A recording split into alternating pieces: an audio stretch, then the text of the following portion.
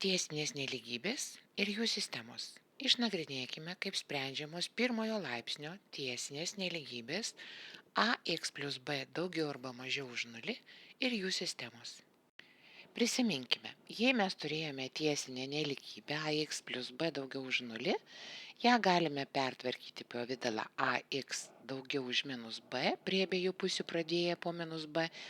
Ir kai a yra daugiau už 0, galime nelygybę dalinti iš raidės a ir gausime, kad x daugiau už minus b padalinta iš a, o jeigu a yra neigiama, nelygybė apsikeis į kitą pusę.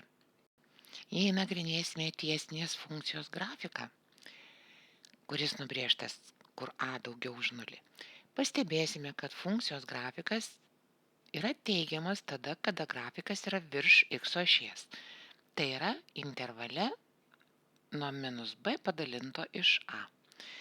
Po x ašimi, tai yra funkcijos grafikas yra neigiamas tada, kai x priklauso intervalui nuo minus begalybės iki minus b padalinto iš a.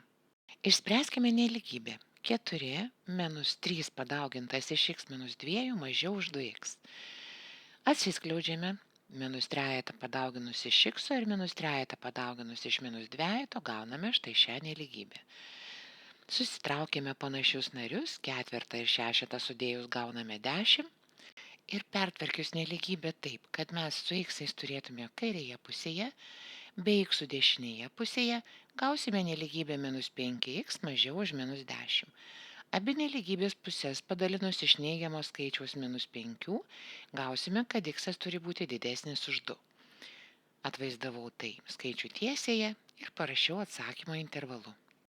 Pabandykite savarankiškai išspręsti pirmosios užduoties nelygybės.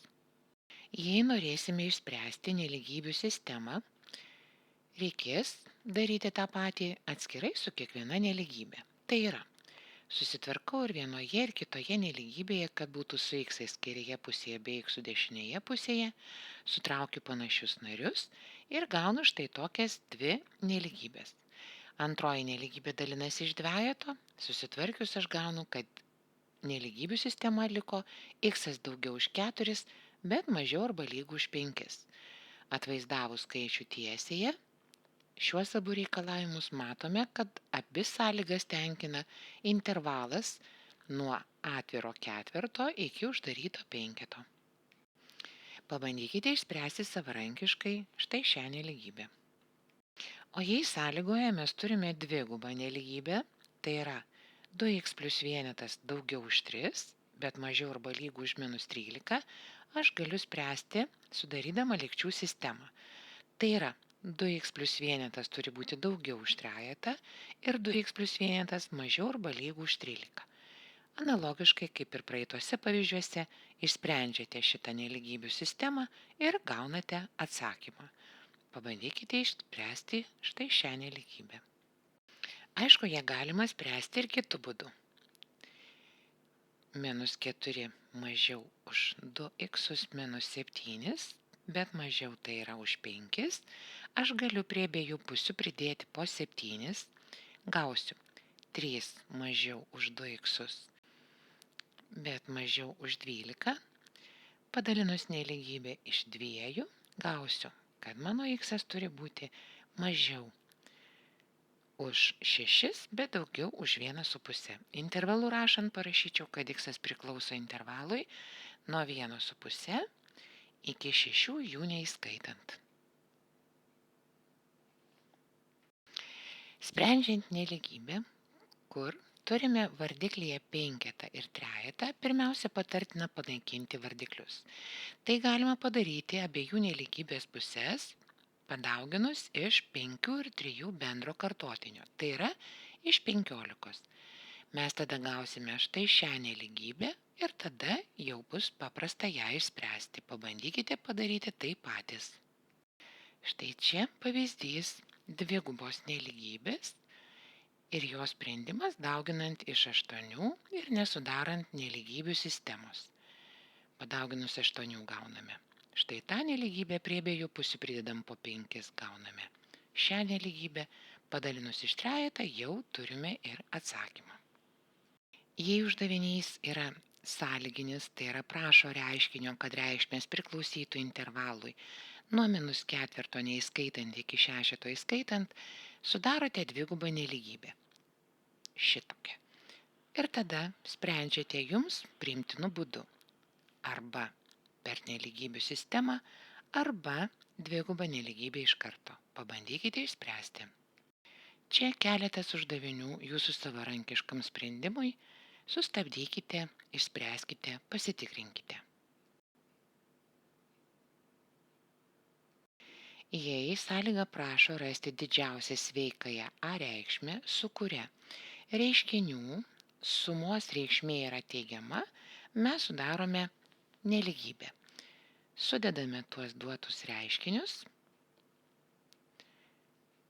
ir išsprendžiame nelygybę. Padaugindami ją iš 10 bendro vardiklio. Gausime 2 kart 11 minus 2a, pridėti 5 kart 3 minus 2a, daugiau už 0. Atsiskleidžiam.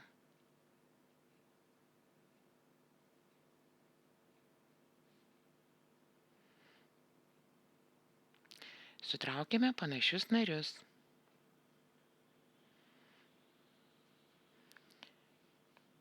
Gauname, kad -14 turi būti daugiau už -37. Abi nelygybės pusės padalinus iš -14, mes gausime, kad mūsų A turi būti mažesnė apytiksliai už 2 sveikus ir 6 ketvirtąsias. Tai yra parašau pakol kas trupmeną 37 14. Pavaizdavimo skaičių tiesiai, kad mažiau už 2 sveikus ir 6 dešimtąsias, rasime, kad didžiausia ieškomoji A reikšmė yra 2. B eilutę pabandykite savarankiškai. Nelygybių sistemos yra sudaromos ir nustatant apibrėžimo sritį.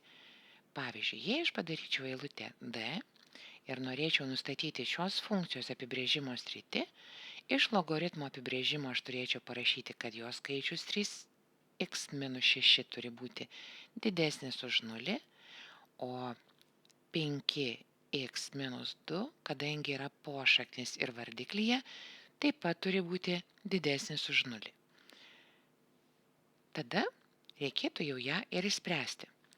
Sprendžiant pirmąją nelygybę gautumėm, kad x daugiau už 2, sprendžiant antrąją, kad x yra daugiau už 2 penktąsias, todėl šios nelygybių sistemos atsakymas yra x didesnis už dvejetą, o rašant intervalu tai yra nuo dvejeto iki plius begalybės. Savarankiškai pabandykite surasti, kiek sveikųjų sprendinių turi duotoji nelygybių sistema, o mes nustatykime, kokio ilgio gali būti trečioji trikampio kraštinė, jei dviejų kraštinių ilgiai yra 2 cm ir 21 cm. Mes žinome, kad trikampį galime sudaryti tik tai tada, kai bet kurių dviejų kraštinių ilgių suma yra didesnė už trečiąją kraštinę. Bet kurių dviejų. Reiškia, mano yra 3 nelygybės.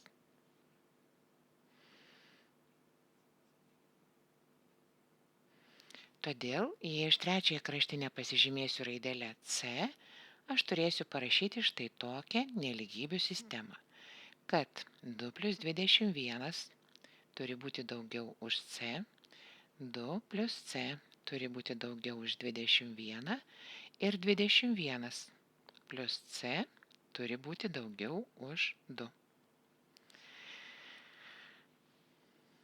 Nepamirškite, kad C yra kraštinė, todėl jinai yra visą laiką didesnė už 0. Išsprendus pirmąją nelygybę, mes gausime, kad mūsų C turi būti mažesnė už 23. Išsprendus antrąją nelygybę gausime, kad C turi būti didesnė už 19. O trečioji kraštinė mes gautumėm, kad mūsų C turi būti didesnė už neigiamą skaičių, tai yra -19, kas visada yra teisinga. Todėl mums reikia tik tai suderinti pirmąją su antrąja ir žinosime, kad mūsų kraštinė turėtų priklausyti jos ilgis intervalui nuo 19 iki 23. Jų neįskaitant. Šį uždavinį apie trikampį pabandykite analogiškai spręsti savarankiškai ir pasirinkti teisingą atsakymą. Jei norėsim atsakyti klausimą, su kuria didžiausia C reikšmė, kvadratinį trinarį galima išskaidyti tiesniais dauginamaisiais, reikės nepamiršti, kad tai galima padaryti tik tai tada, kada kvadratinio trinario diskriminantas yra daugiau arba lygus nuliui. Todėl mes sustatome štai tokią nelygybę. -48 pakeltas kvadratu, -4 kart 2 ir kart C turi būti daugiau arba lygu už nulį. Pabaikite išspręsti savarankiškai. Įdomus uždaviniai yra tada, kai duodami, kokios yra A ir B reikšmės apribojimai, o prašo apskaičiuoti, kokia yra A plus B. Susirašykite tai, kas duota, vieną po kitu taip, kad nelygybės būtų vienodo ženklo. Tai yra A tarp 2 ir 5, B tarp 3 ir 6. Dabar tada galėsime mes paprastai šitas nelygybės sudėti. Mūsų A plus B bus tarp 5 ir 11.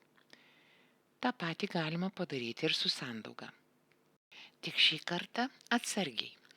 Pas mus duotas, kad A yra intervale nuo -5 iki 2, o B nuo -7 iki 1 ir noriu surasti sandaugą A kart B. Neigiami skaičiai neleidžia man dauginti taip, kaip dauginom ar kaip sudėjom praeitam pavyzdį. Jūs dabar turit pradėti mąstyti logiškai.